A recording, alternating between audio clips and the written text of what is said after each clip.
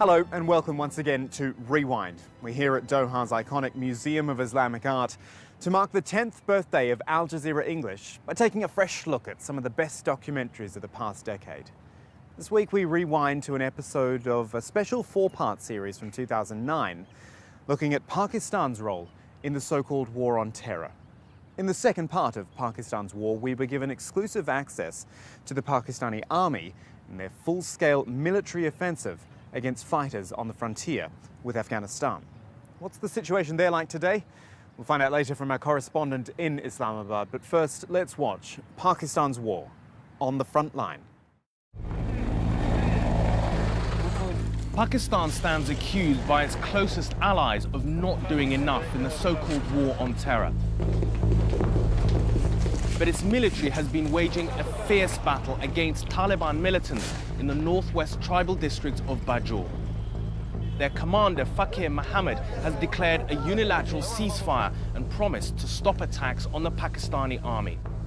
I traveled through these tribal areas to witness the human cost of this conflict and the harsh reality for the Pakistani army as it threw tanks, artillery and air power into the battle. I've come to witness the battle for Bajaur in its third month. More than 8,000 Pakistan troops have been fighting in the valley, trying to push Al-Qaeda and the Taliban out of the town of Loasam, just 13 kilometers away.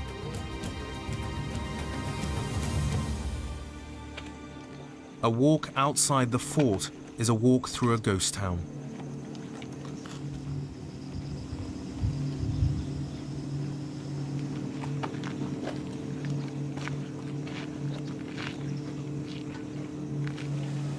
Houses are empty, the shops are shut, the street vendor stalls are abandoned. A township of 11,000 people has been displaced by the fighting. For many, this is what Pakistan's war with the militants has brought. 400 families from Bajaur fled across the border into Kunar province in Afghanistan. Another 300,000 people came to the camps inside Pakistan. Officials say 95 civilians have been killed. The government, the UN and charities, this one funded by British Muslims, have provided tents, blankets and food. This is for your family? For the 12 person, our family. 12 people? 12 people. Just this and that? Yes, there. These are all refugees from Bajaur. Nurzadeh is a teacher from the militant-controlled town of Loasam. When the war started, I was teaching. It was 12:30. When I came out, I could hear the army firing. Then the militants came, and they fired face to face. I got into the car and rushed home. When the bombs started and fell on our homes, we left at about midnight, and we traveled through the night over the mountains for 3 to 4 hours. Before the fighting began, was the area where you were living, Loasam, dominated by the Taliban? Before the war, the Taliban were in control. They controlled everything. They had Sharia courts that dealt with all matters completely according to Sharia law.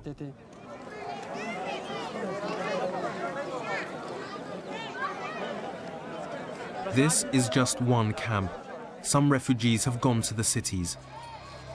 Visiting another camp an hour away, I find local families are helping from their own private resources. Umar Khan is one of them. He's been here every day with food provided by his mother and aunt. I feel very bad for these people because they have nothing to do with these all cases like, you know, terrorism, and you can see these all people, they got nothing. They didn't even got a single penny to buy food for themselves. And none of them know when they'll be able to go home.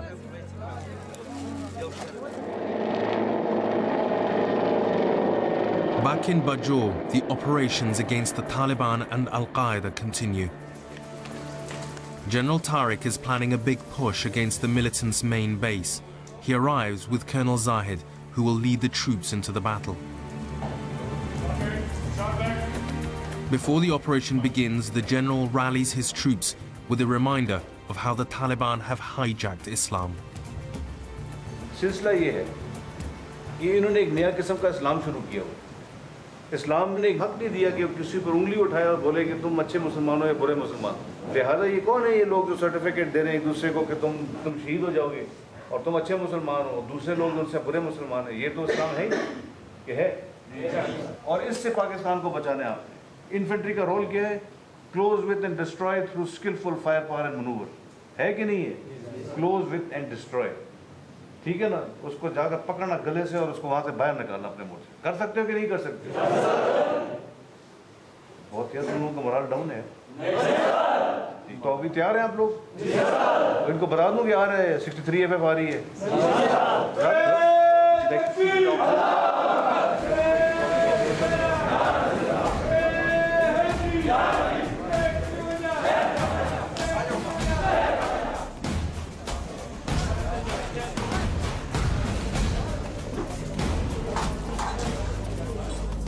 Colonel Zayed's men prepare their weapons for battle. From the security of the fort, their first objective might sound straightforward. The men have to take another mud-walled compound. It's only 800 meters beyond the village of Tankhata, which they already control. But similarly straightforward targets have cost many casualties in the past.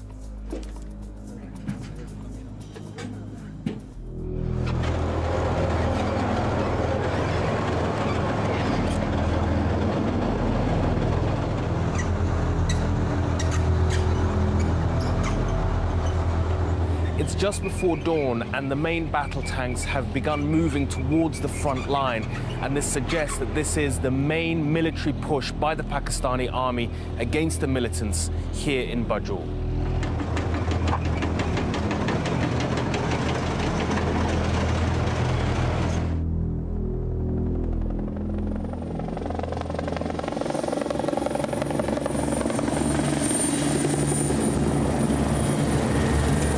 It's almost midday, but I've been told I can't go to the front line just yet.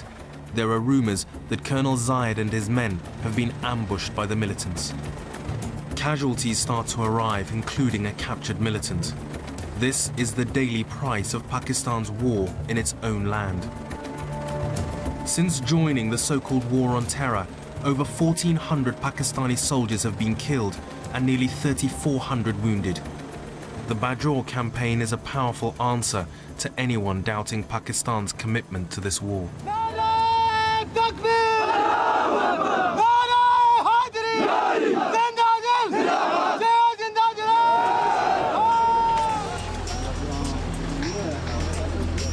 As a new battalion leaves for the front line, I'm finally allowed to go forward with them.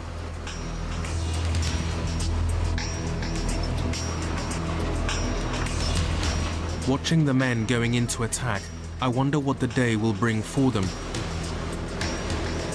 and whether all of them will make it back. Suddenly, tanks come charging down the road from the front line.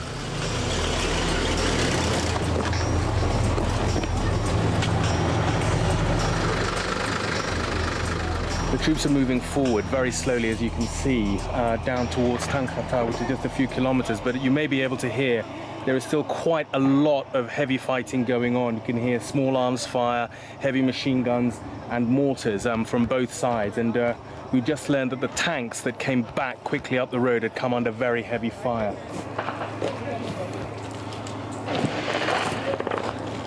As the firing gets closer, the soldiers pull back.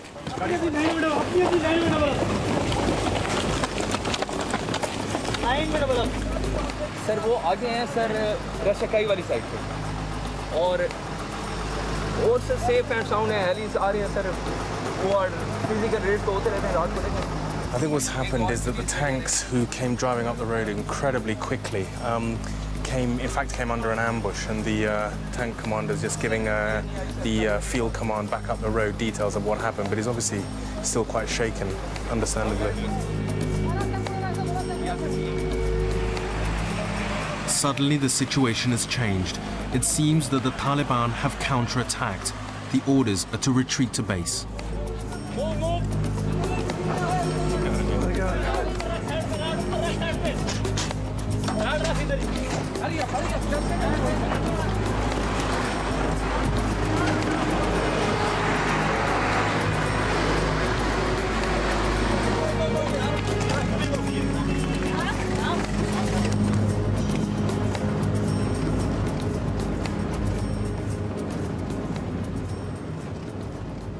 I think the shocking thing of today was seeing the audacity and the daring nature of the militants, how they, ferociously re-attack positions they were driven from only a few days earlier.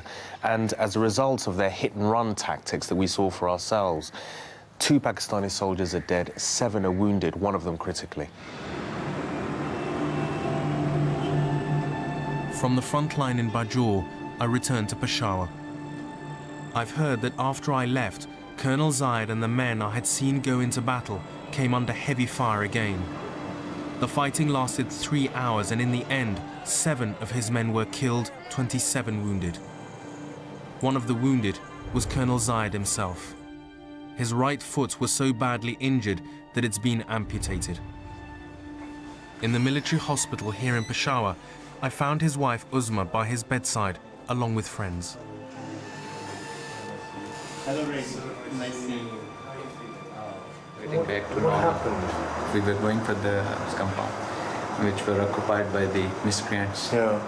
And over there, I got a mortar shell and 2 bullets in my right foot. So they tried their best, doctors. Well, it's a big sacrifice. It's a very big sacrifice. No problem. These sacrifices we have to make for the country, for the religion, more important. More important. Yeah. We are not scared of sacrifices. You see, he's joined the army to serve the country. So that's no problem. We are not scared. He's more brave than me. There speaks a soldier's wife, glad at least that her husband is alive. But that grit captures the mood of Pakistan's army today. Take care. Thank you very much.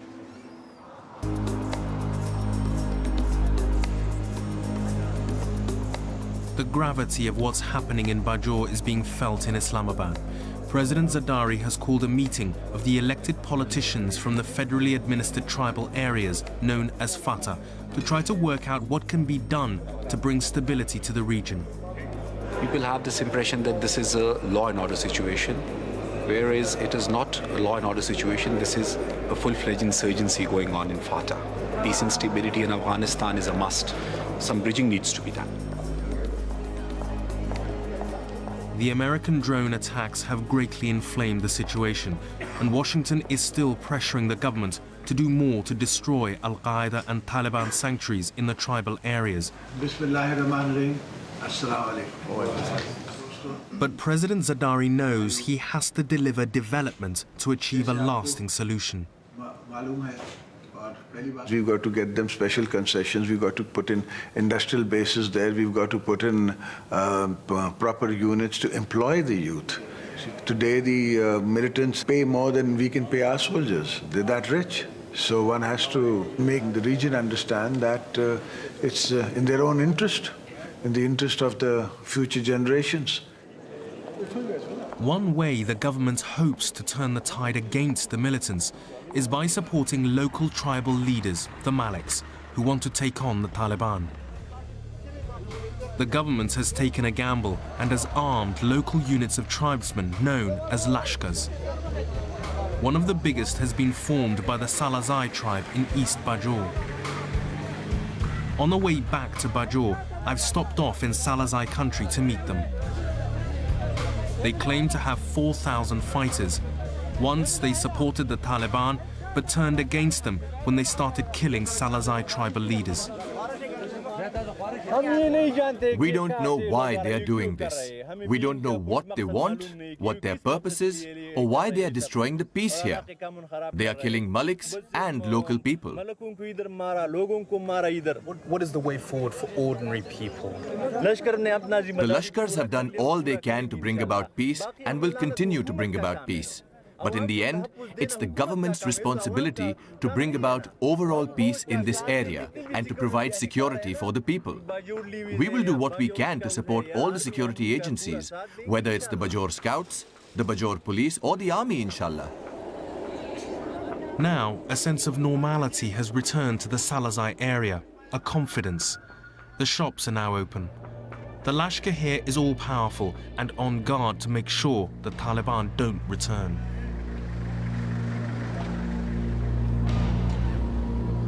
This could be a turning point in the fight against the Taliban, but the fear remains that tribal militias could become too powerful and turn against the government if their hopes aren't satisfied.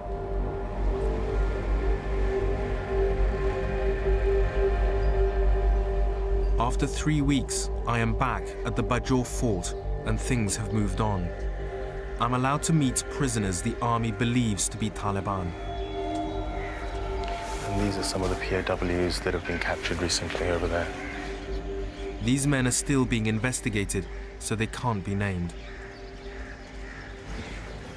Assalamu alaikum. I came to the local bazaar and there were 7 or 8 talibs there. And they said, you take these machine guns and go and give them to talibs at a nearby place. I said, no, I can't do it. You do it yourself. Then a Taliban by the name of Muhammad Zada said, I know you and the village that you come from. And if you don't do it, we will not let you go and we will kill you. So I went, and on the way saw soldiers. They said to put down the weapons and arrested me. And another soldier came and blindfolded me and tied my hands. All of these men deny they are with the Taliban. All have a similar story to tell.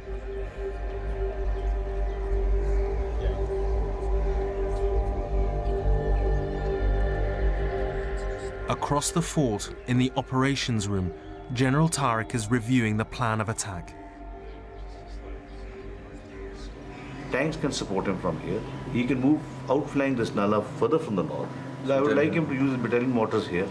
He uses tanks out here. He starts moving from here and start fire and move also from the front. There should be no problem, right? Bye-bye, sir. We are about to start with our main offensive tomorrow morning. The people and the tribes have decided to stand up. I think they have the confidence to do so. If you look at it from a global point of view, this is a global war on terror, and it does have a share in this.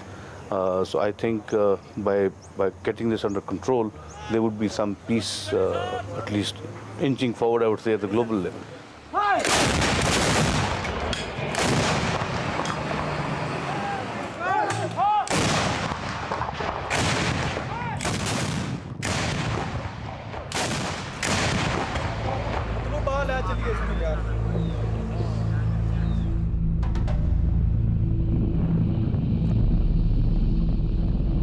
I am back on the same road to Loisam.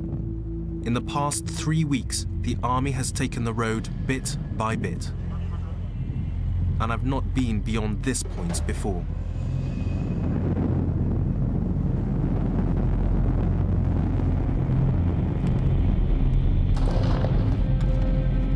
I catch the sound of shooting and duck for cover.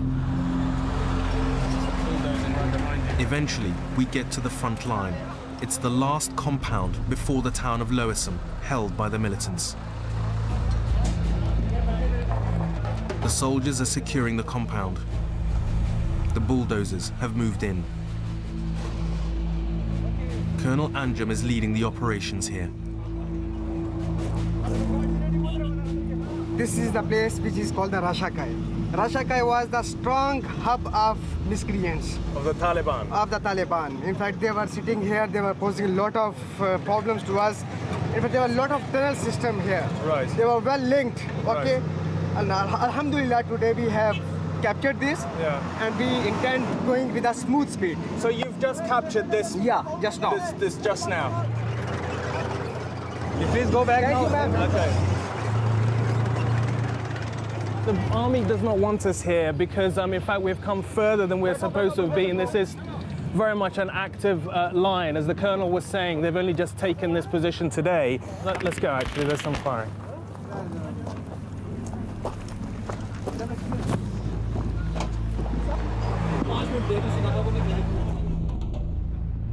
As I left, the army was putting everything into its fight in a final push to rid Loessem of the militants.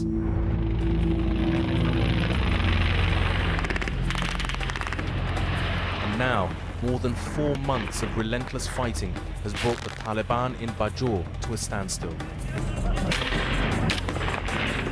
Fakir Mohammed, their commander, has declared a ceasefire, so temporarily at least, there is peace. My journey here really changed my perceptions about this war on terror and what it means for Pakistan. We are suffering the maximum. We have killed the maximum. The army has shown that it's capable of hitting the militants hard in the tribal border areas. And it's clear this is not just a proxy war for the West, but the battle for Pakistan's own sovereignty and democratic system. In the end, fighting cannot resolve the conflict. But while the leadership of Al-Qaeda survives and has Taliban support, this destructive war looks set to continue here. Ultimately, the only real hope will be a common desire to move beyond differences, to build peace in a democratic Pakistan, and a chance for the development it so desperately needs. Pakistan's war on the front line. So has that hope been realised over the last 7 years? A question we put to veteran correspondent Kamal Haider.